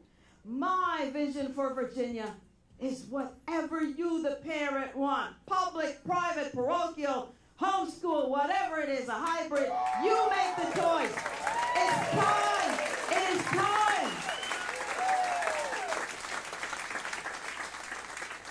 How are you going to stand in the doorway of a parent that says, just give me a little bit of my tax money so that I can make these decisions for my child's education? How can you stand in the doorway? Ask Abigail that, because that's what she says. Only public school, and that's it, unless you have the money. We're not going back. We're not going back to that. And then, when it comes to job creation, think about it. I want to grow jobs, and she wants to grow government. We don't need more government. We need government to get out of our way. That's what we need. That's what we need. This is about liberty. It's about freedom. And then, when she talks about job creation, which she doesn't really talk about, because she wants to get rid of right to work. And that means if you're going to get a job, you got to join the union and pay union dues. And if you're going to keep the job, every single time, you've got to use your paycheck and pay dues. I am not anti-union. I am pro-worker. I am pro-worker. I am pro-worker. Because to be pro-worker is to be pro-freedom. It's to be pro-liberty. That's another tax. I never can keep this job unless I give my money to another organization. I don't think so. And here's the thing. Businesses will get up and go. There are 26 other states that have right to work. And if we lose it, they're gone. They're going to turn us into Maryland. They're going to turn us into New York. They're going to turn us into California. She wants to raise the minimum wage. I say, how about a novel idea like, let's raise a career. Let's get them into some kind of career. Job security type career. The trades. Folks, when I was in the Marines,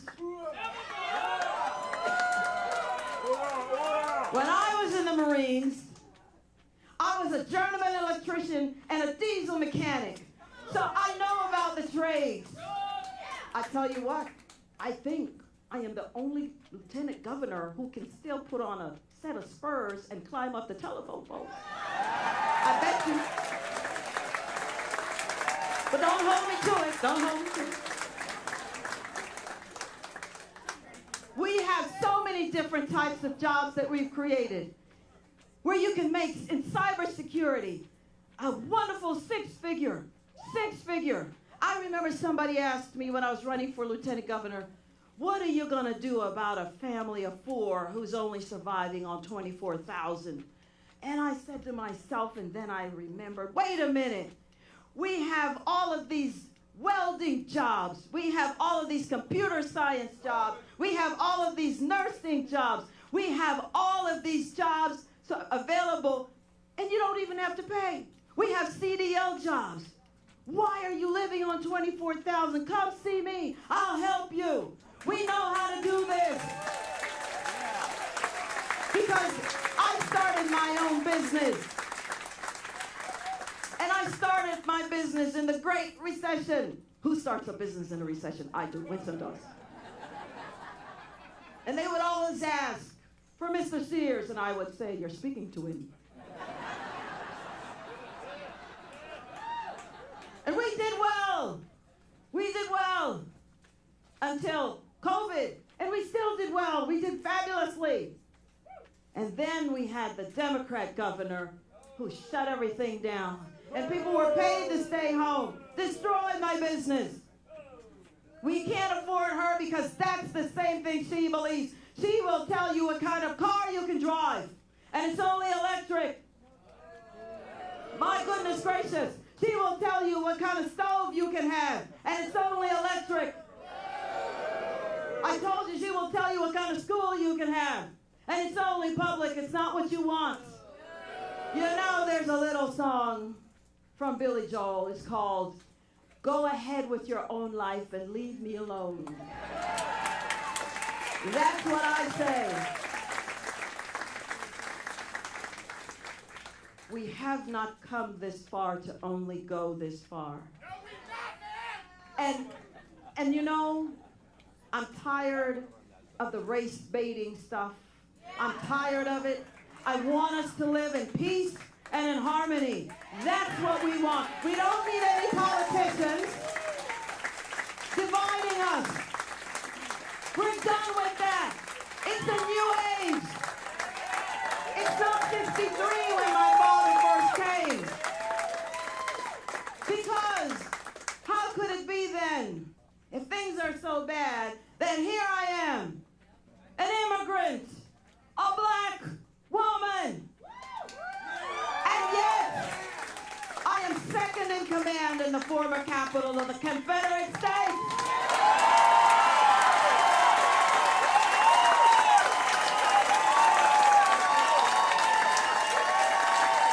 This is not hard. We know how to do this. We can live together and love each other. We can do this. We don't need lying politicians dividing us. We're tired of it. And you know, and I'm going to finish up, because I could say more, but we're hot. And as governor, you know I have to take care of you. But here's the thing.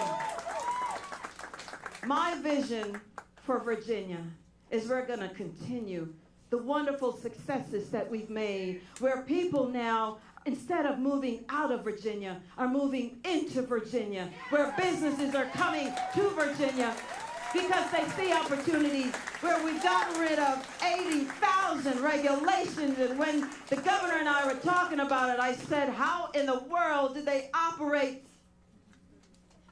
Let me tell you this. As I was driving from New Jersey recently, going through the tunnel back into my former home state of New York, I got to tell you, tears came to my eyes because I remembered when my father came and he had nothing. And then when he brought me here and I saw him work and I saw all those job IDs that he had, because he had so many jobs until he could start his career. And then I remember, and I said to myself, I don't think my father could ever have thought that one day his 6-year-old daughter would return to New York as the Republican nominee for governor of the great Commonwealth of Virginia. God bless you, and God bless these great United States of America. Let's get to work.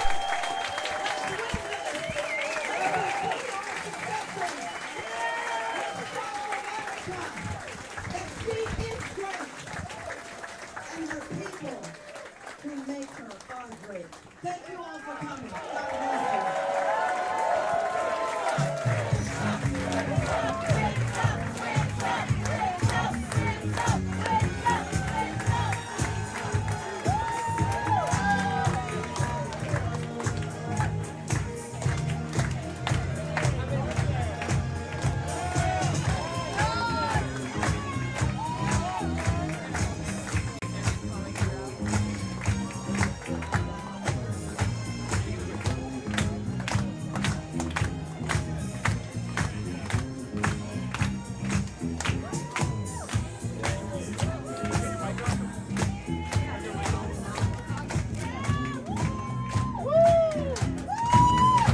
Testing 1 2, testing 1 2.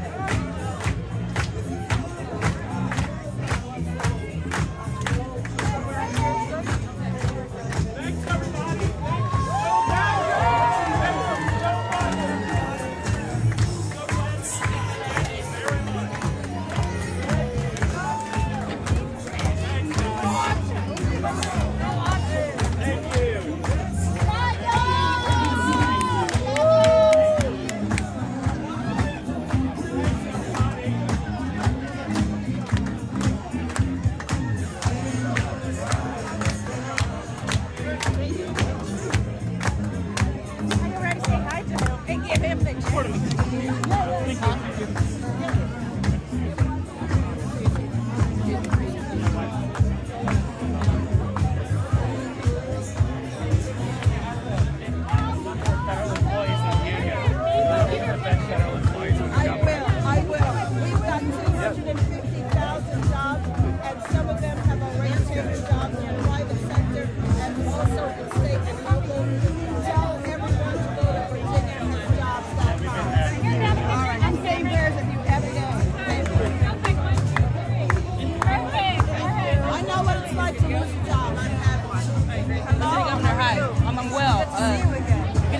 speaking as well. A quick question about the Big Beautiful Bill Act. Currently, the Senate version of the bill would change the government portion that they okay from reduce it from 90%. Previously, before the Affordable Care Act, it was 50-50. Now it's 90-10, with 10% of that tax being paid by hospitals. How are you going to shore up the funding for hospitals to make sure that rural hospitals don't close? Right, so we do know that we don't want rural hospitals to close, right? But what I do know about the legislative process, having been a legislator and now also a lieutenant governor, is that we've got to wait and see what happens, because we don't know what form the bill will eventually take before it's signed. So let's see what deals are going to be made. But even so, we are prepared because we have over $1 billion in surplus, and we're ready. We're going to make sure that everyone has an ability to get the insurance that they need. Thank you. All right. Yes. Lieutenant Governor Eva McKen with CNN. Yes, thank you for stopping. Tell me, there were Medicaid recipients protesting outside of your event today. What is your message to Virginians, Medicaid recipients who are concerned right now that they might lose their health care? And I want to say to them, this is what I love about America as an immigrant, that people can protest and let their government know how they feel about everything. And I love it because it lets us know that people are being affected by whatever decisions are being made. And so we do have, as I've said, a surplus here, almost $1 billion. You know, it's not for nothing that we didn't give everybody back a $9 billion in tax cuts, and also still fully fund so many different things that were in need. So let everyone know we're ready. Whatever comes down, we're ready. We have the ability. We're going to make sure that people are made whole still. All right? Do the cuts make your race here harder, more difficult? Do the cuts of federal level make your race easier? So we just have to wait and see what will happen. I'm glad that people are letting us know how they feel. That's what we do in America. I love it.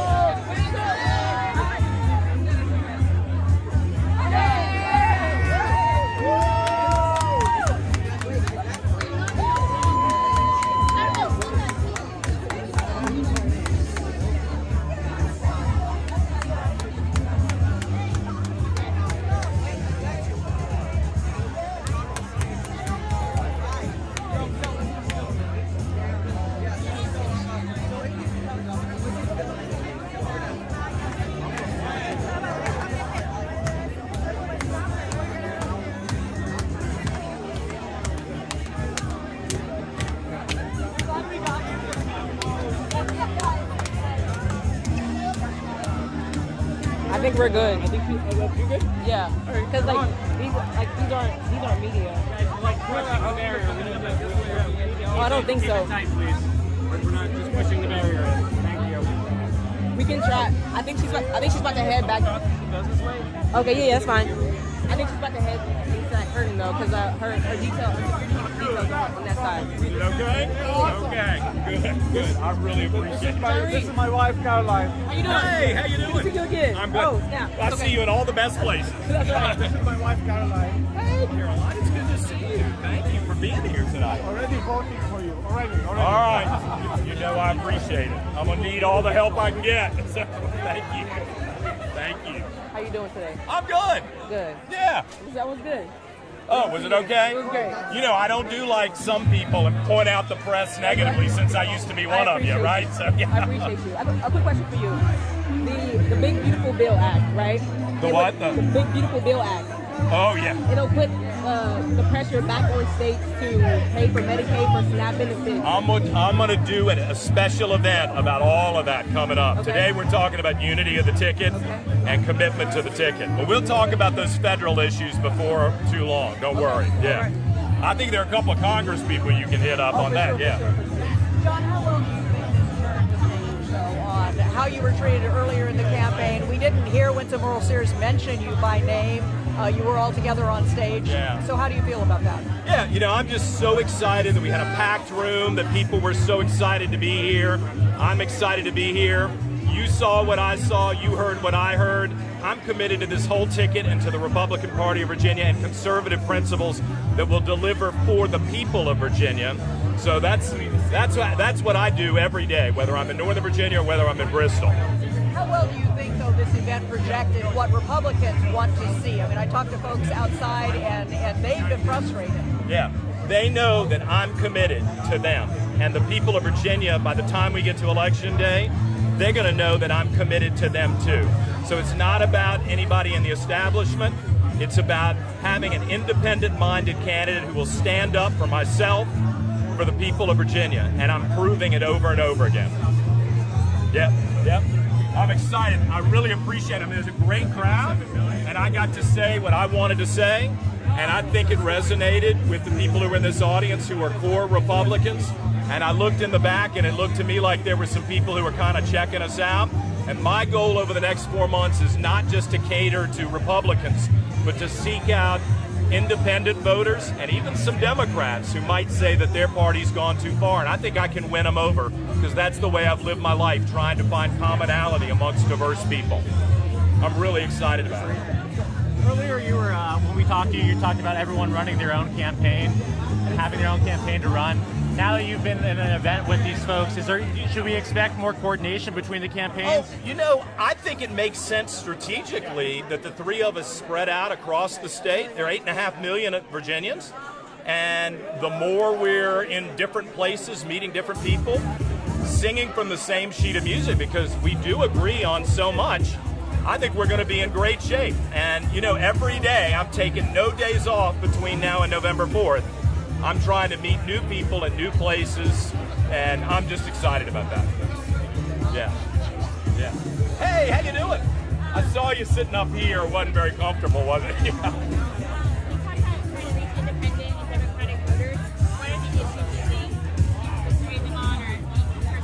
Well, I think everybody is upset about taxes. I really do. And, you know, the car tax, I was in Virginia Beach last weekend, and it wasn't a Republican event. It was just kind of everybody who's at the beach. And I was sweating it out at the beachfront with a shirt instead of a bathing suit. And people were saying, oh, yeah, that car tax. I hate that car tax. There were people, seriously, who were telling me about the property values on their homes and how it's becoming a strain to pay the taxes. That can't be right, especially with senior citizens who can't do anything to fix that on their own. And I also think that when people understand, and I thought we'd have to do more talking about it, but people really get that the right to work and not having to join a union is pretty important. Because I don't think Virginians and Americans like the idea of being told, in order for you to get the job you want, you must join a union. And by the way, we're going to take money out of your paycheck. So I think those are some of the common issues. And then, you know I'm a unique candidate, and I guess I'm a little controversial. I wish that wasn't the case, but it's true.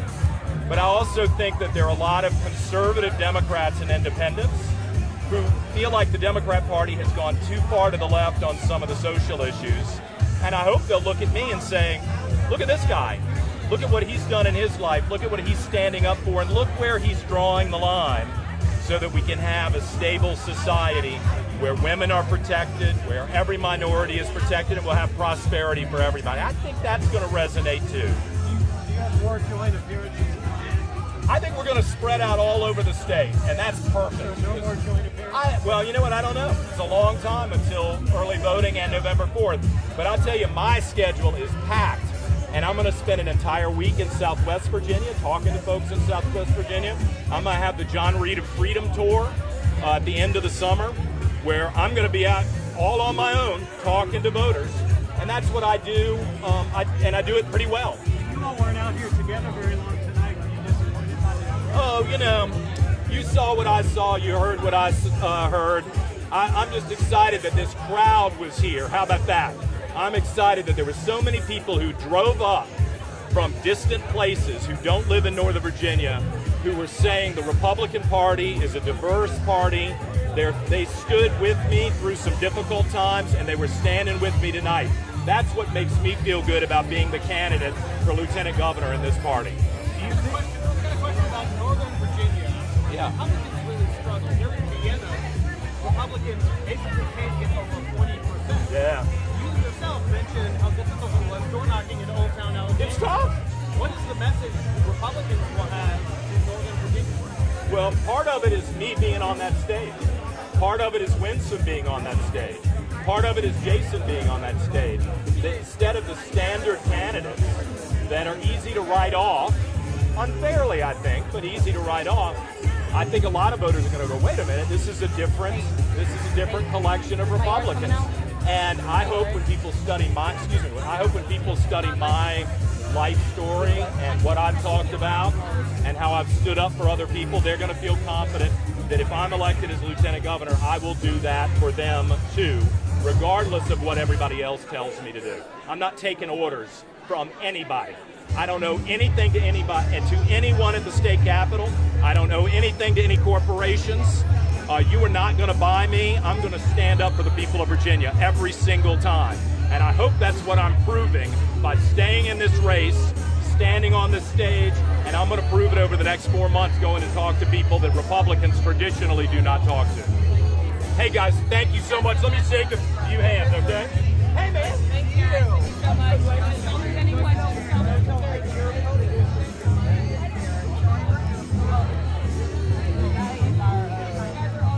This is the Republican nominee for the 11th congressional district.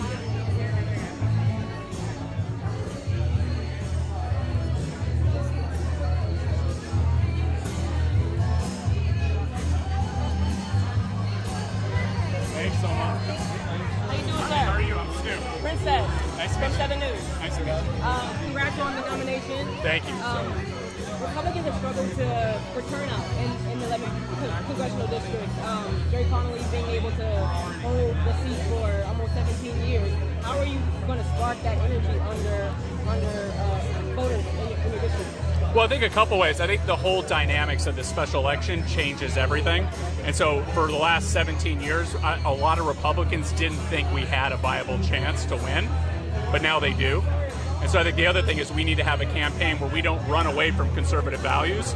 In fact, I think a lot of independents, not just Republicans, are going to be excited about the no-nonsense, common sense values that can, reduce their taxes, take care of their children, protect them, make our community safer. I think this message is going to resonate really well, and we're going to have a really huge turnout. What are the issues in Northern Virginia or in your district that you are particularly running on to combat, not just win the Republican vote, but some of the conservative Democrats? Yeah, I mean, no matter what political party you happen to hail from, everyone agrees they want the economy to be fixed. They want grocery prices to come down. They want, Virginia to be affordable again. And so the problem is the Democrats, since they've been in, have been driving up prices through reckless government spending. And so what we need is a conservative to come into Congress and stop that reckless spending and put more money in the pockets of our district. And so I'll just say this, my opponent is focused on President Trump. I am focused on the people in our district and the issues they have. And so I'm looking forward. We've only been campaigning for 16 days. I haven't had a chance to meet everyone, but I'm going to try so hard to get out and meet everyone in the community, talk to them and hear what their big issues are and see what I can do to help them. Are you at all concerned about the popularity for President Trump and Elon Musk in Washington affecting your race? No, not at all. I think actually President Trump's approval ratings are sky high. I think they've actually gone up. I think he's a great president. I think he actually needs allies to back him up, and I'll be someone that does that.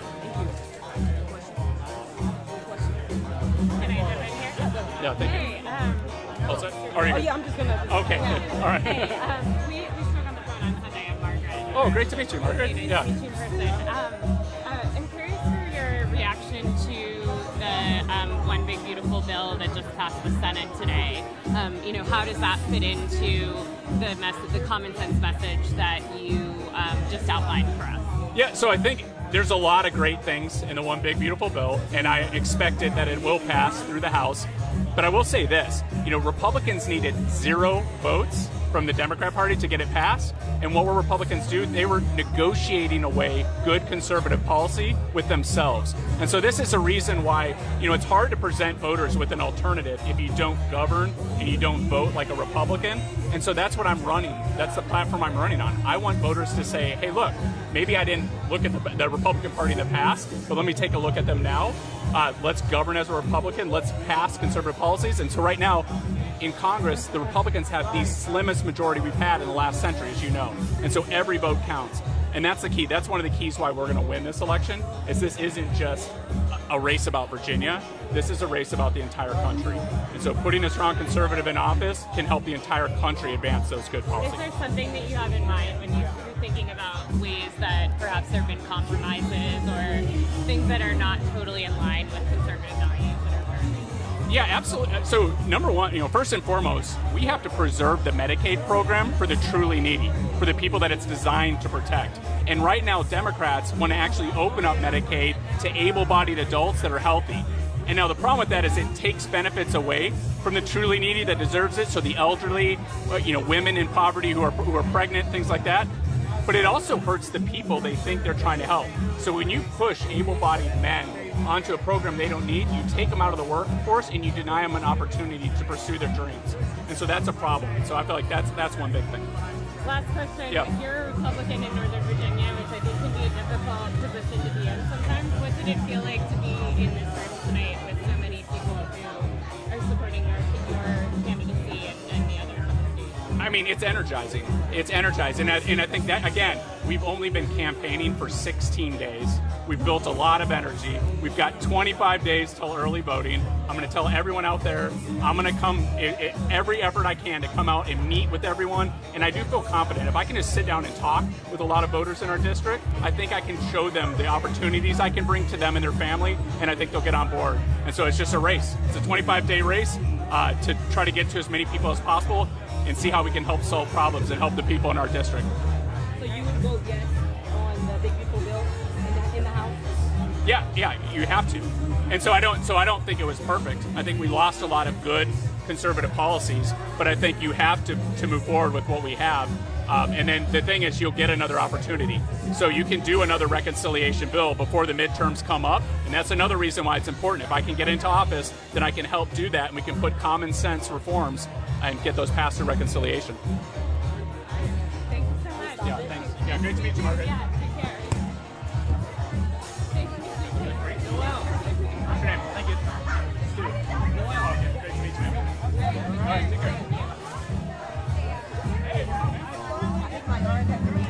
So you know, I ran for the 11th as well. Oh, did you really?